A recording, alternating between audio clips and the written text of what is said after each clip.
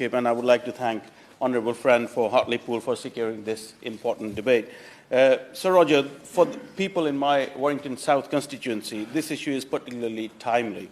Last month, reports emerged that the Warrington and Halton Hospital NHS Foundation Trust had begun to advertise a price list for operations that were previously free on the NHS. The trust price list offered 71 costly private operations, including vital procedures such as hip and knee replacements at over £18,000, contracts at £2,368 and hernias at just under £8,000. The introduction of these fees was the result of Tory cuts, which are forcing the NHS to ration services that were once free at the point of use.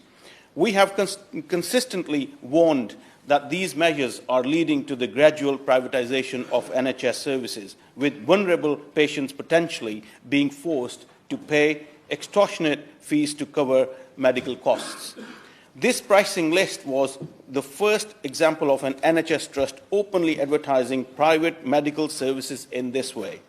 I was shocked to see the privatisation of our NHS advertised brazenly to my constituents, with the sick and vulnerable being exploited for profit.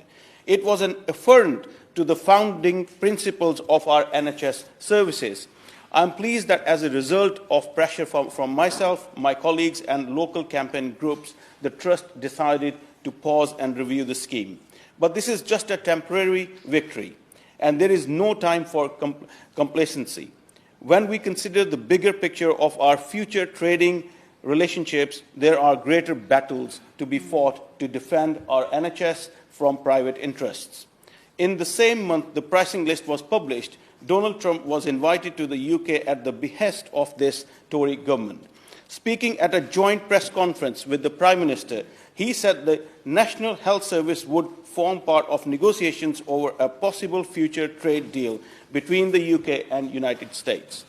To use his exact words, and I quote, "When you are dealing in trade, everything is on the table." What an appalling thought that our NHS is reduced to a mere bargaining chip in negotiations. And we have seen that the Tory leadership candidates are too cowardly to stand up to Donald Trump.